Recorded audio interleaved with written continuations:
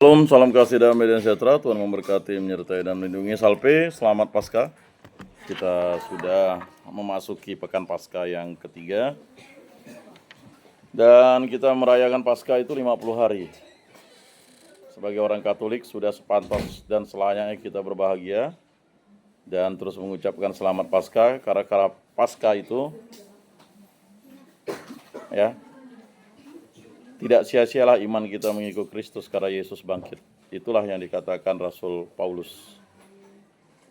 Kalau Yesus tidak bangkit, sia-sialah iman kita. Dan itu adalah anugerah terindah ketika kita bisa merayakan Paskah. Mari kita buka kegiatan kita dengan berdoa dalam nama Bapa dan Putra dan Roh Kudus. Amin.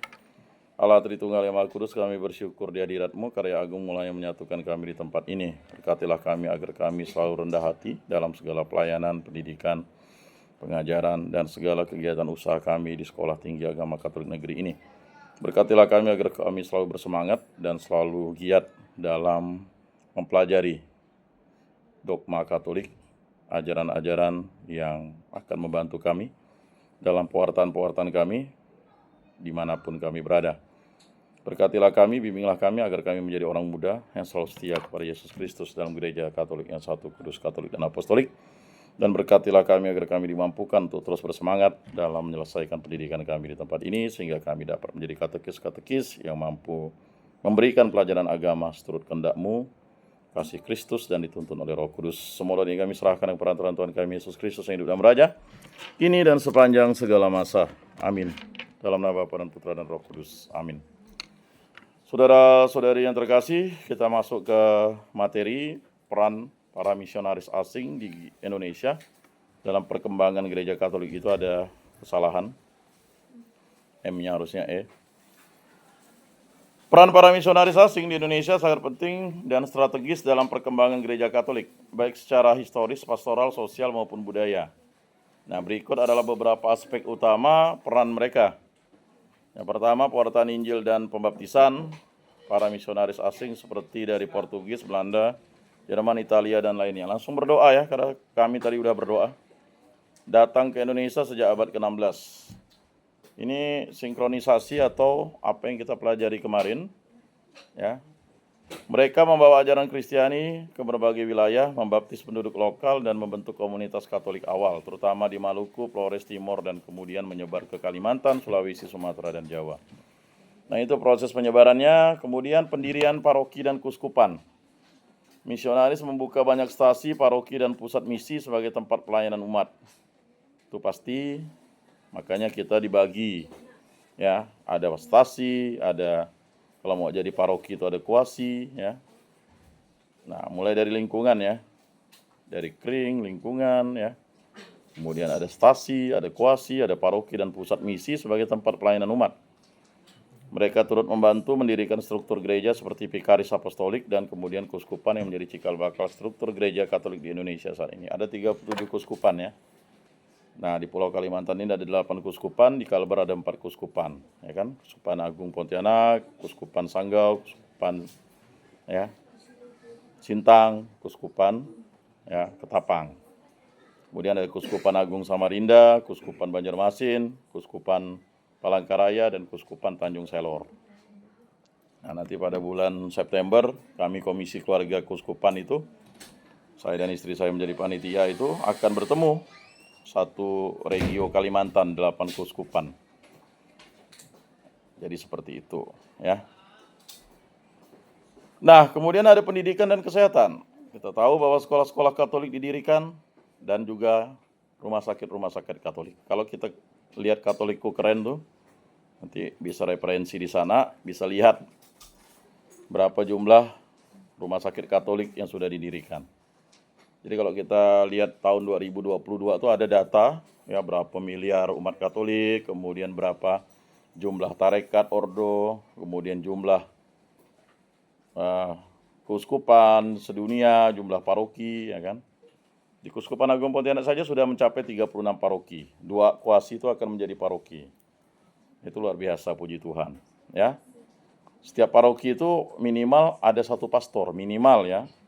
Berarti ya seefektifnya sebenarnya ada 2 pastor ya. Jadi kalau ada 36 berarti harus ada 72 pastor.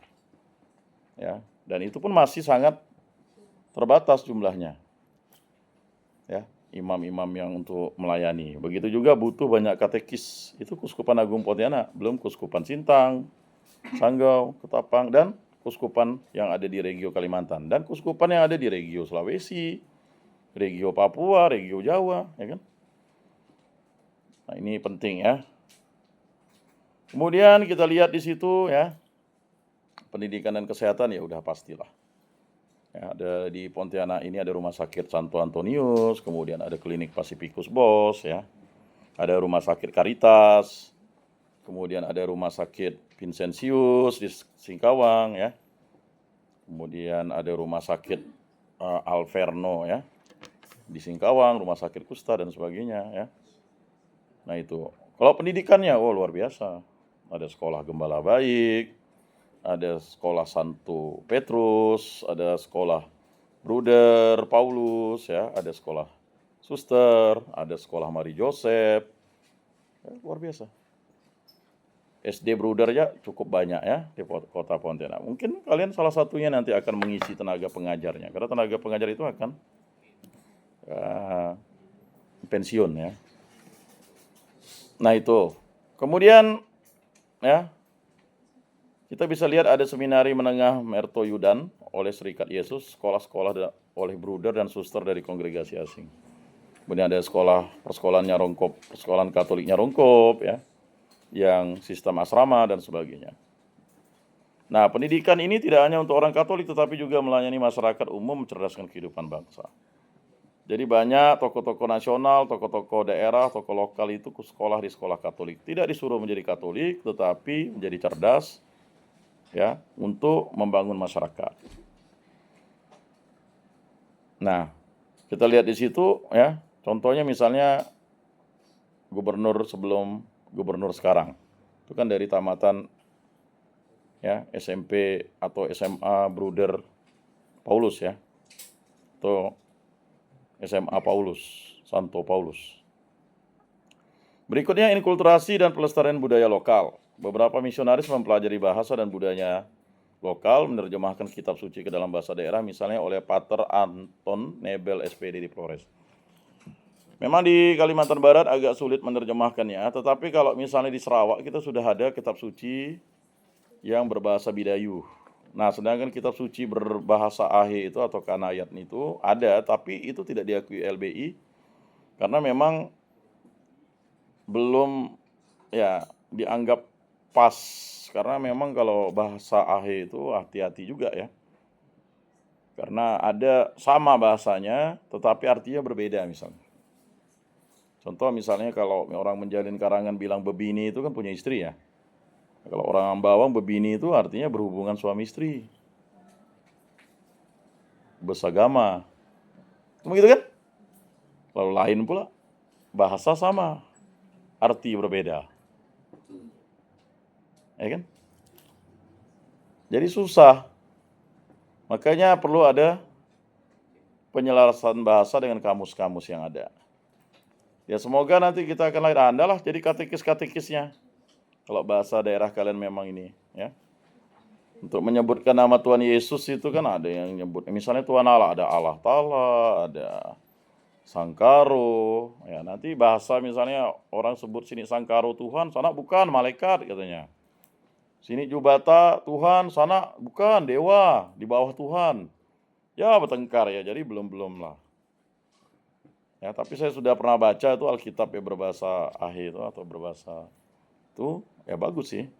Cuman Lai yang terbitkannya di ya Dirjen Bimas Kristen atau Direktorat Jenderal Bimas Kristen. Kalau yang Katolik belum, karena memang itu perlu penelitian sangat panjang, sangat panjang.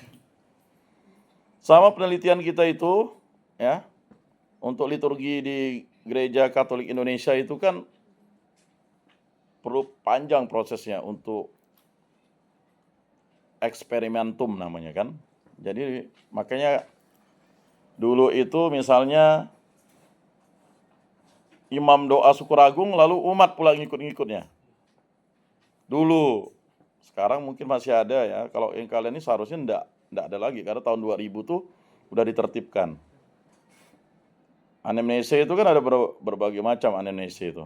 Nah, anamnese yang dipakai sekarang kan yang 2022 kan. Jadi dari tahun 2000 ke 2022 butuh ya 20 tahun. Harusnya 2020 tuh anamnese yang itu pun banyak yang enggak bisa jawabnya, masih belajar. Ya kan? Sedangkan anamnese yang itu kan bukan enggak dipakai, disimpan sebagai dokumen gereja, kekayaan gereja.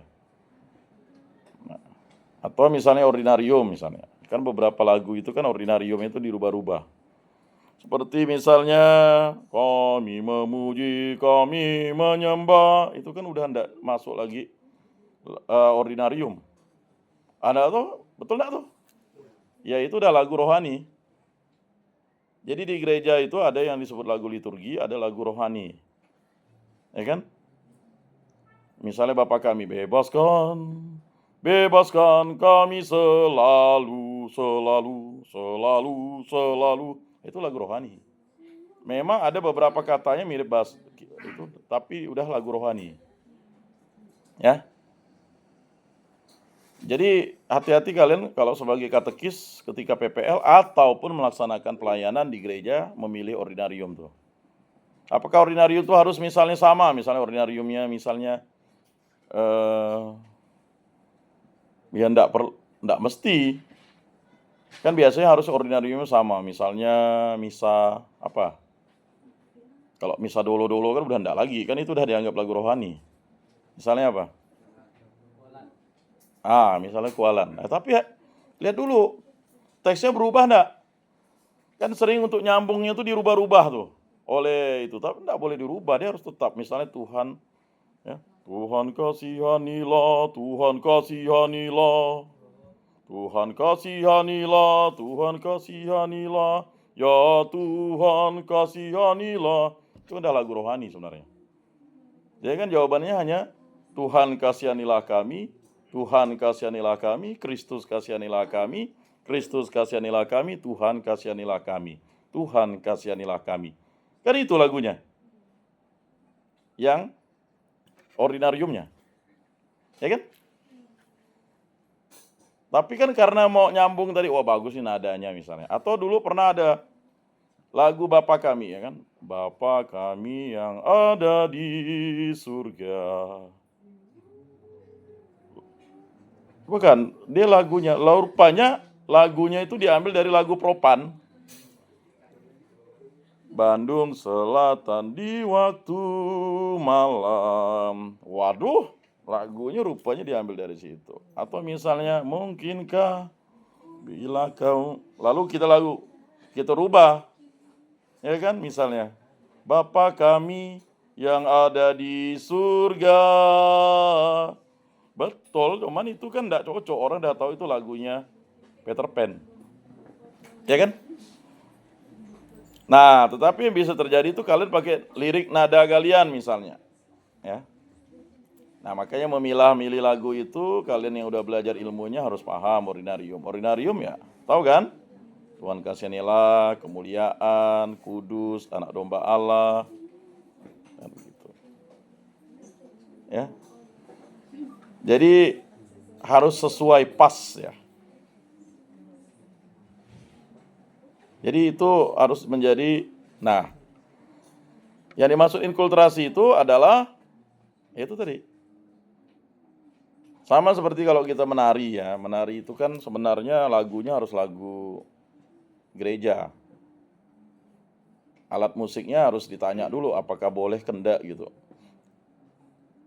Yang sesuai dengan alat musik liturgi. Ya tapi karena inkulturasi dicobalah namanya eksperimentum namanya kan. Coba-coba. Tapi kan enggak bisa tarian itu dangdong dangdong dangdong dangdong. Itu apa? Kalian nari-nari situ tuh dangdong dangdong dangdong itu apa? Makanya lagunya dirubah misalnya kan. Lagunya dirubah. Lagunya apa? Lagu yang ada di Mada Bakti itu yang kalian tarikan kan? Nah begitu.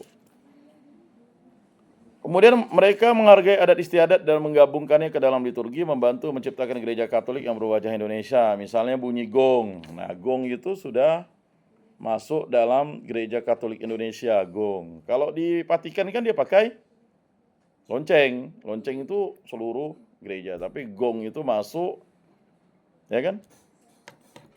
Jadi, enggak perhatikan. Di Vatikan waktu misa ada pakai gong. Hah? Enggak lah, pakai lonceng ya dia. Ya. Nah, tetapi alat musik itu udah dianggap ya disetujui oleh KWI sebagai alat musik liturgi. Ya, silakan. Ya kita mengikuti sama seperti doa Bapa Kami yang versi KWI-nya Prancis ya. Kan kalau yang itu kan jangan masukkan kami ke dalam pencobaan. Tetapi kan yang itu kan dirubah. Nah, itu sudah disetujui, tapi seluruh Mada Bakti masih Bapa Kami yang versi yang ini. Nah, sebelum KWI itu merubah, kita belum bisa berubah. Walaupun kita tahu itu berubah. Misalnya kita mau senang nih lagu, ya, lagu dari keuskupan lain masuk ke kita tanpa persetujuan Bapak Uskup, tanpa persetujuan Uskup atau komisi liturginya. Itu hanya bisa dinyanyikan di Keuskupan Bandung atau Keuskupan Semarang. Ya, itu harus ada permintaan izin atau tanda tangan resmi uskup mengizinkan lagu itu masuk. Sering tuh main bawa-bawa aja, ini udah dinyanyikan nih di Bandung. Ini udah dinyanyikan di Jakarta. Padahal itu hanya lokal untuk eksperimentum namanya. Ya kan? Apakah cocok untuk masuk lagu liturgi? Nah, yang paling berbahaya adalah ketika memasukkan lagu propan di dalam gereja. Beberapa kali itu terjadi. Ya kan? Dia lagu propan, lagu dunia, lagu pop, enggak ada lagu rohaninya.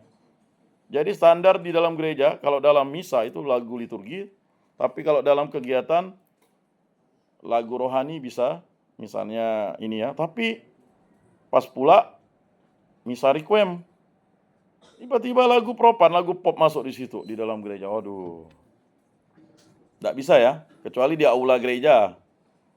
Kalau di gereja enggak bisa, karena di situ kita menghormati tubuh dan darah Kristus. Paham ya? Jadi nanti harus dipahami itu. Supaya orang tidak pikir itu aula. Bedanya gereja Katolik itu kan di situ ada pentahtaan tubuh dan darah Kristus. Nah itu.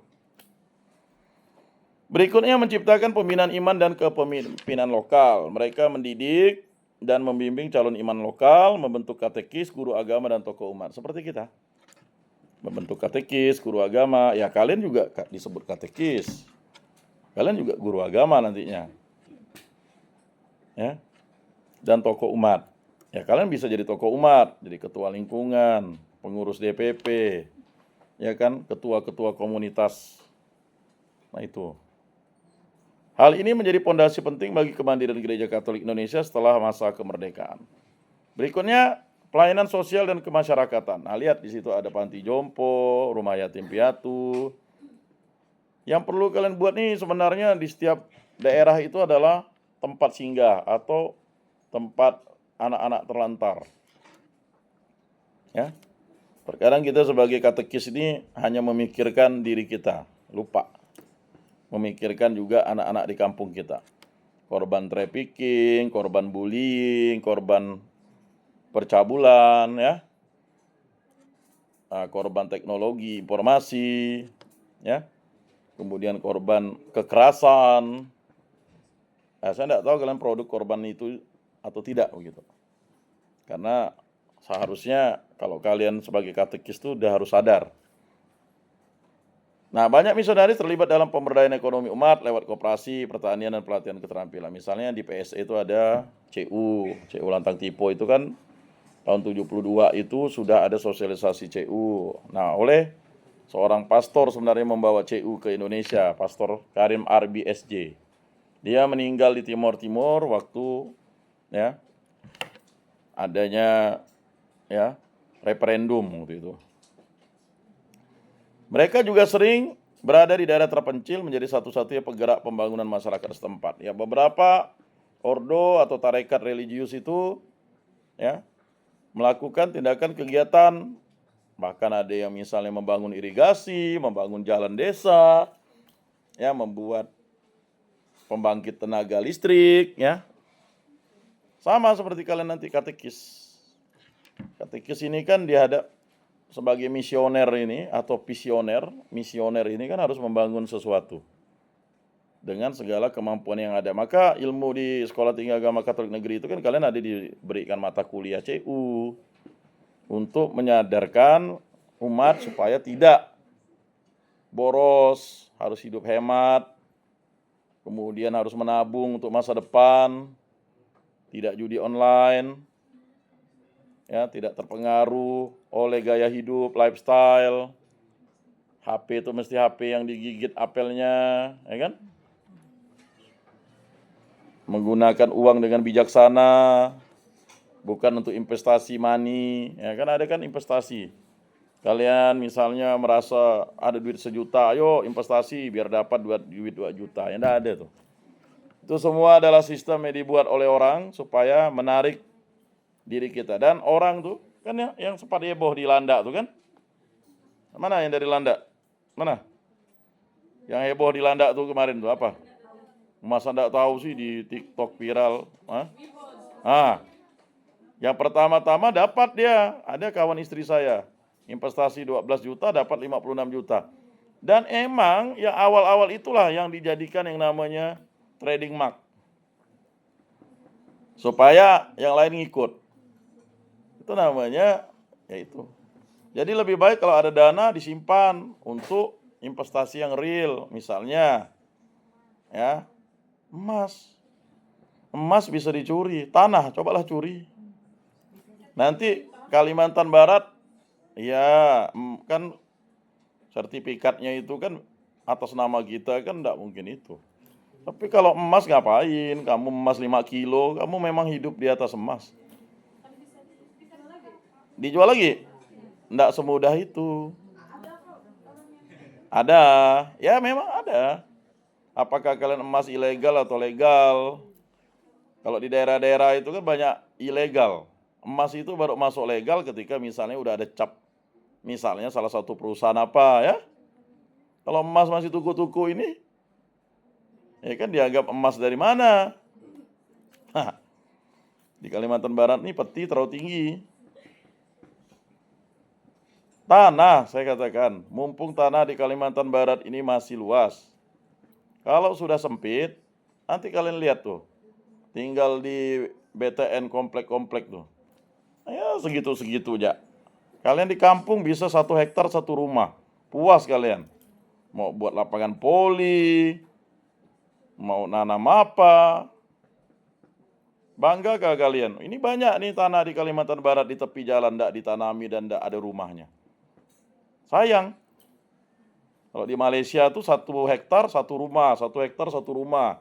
Kalau pergi saja ke Kuching ya, studi banding di sana. Ya, di kita mepet-mepet kampungnya. Ya, ada pintu kena jendela kawannya, ada yang aduh. Lagi kalah-kalah di Jakarta nih. Ya. Ya silakanlah kalau kalian enggak buktikan kampung-kampungnya, unik. Ya. Nah, ini penting ya untuk memahami itu. Contoh tokoh misionaris terkenal di Indonesia, Pater Cornelis Lecoq de Armanville, SJ, penyebar iman Katolik di Kalimantan. Lalu ada Pater Franciscus Georgius Josephus Panlit, SJ, pembaptis pertama di Tanah Jawa 1904, cikal bakal gereja Katolik di Jawa. Lalu ada Pater Hendrik Geise, SPD, misionaris aktif di Nusa Tenggara Timur.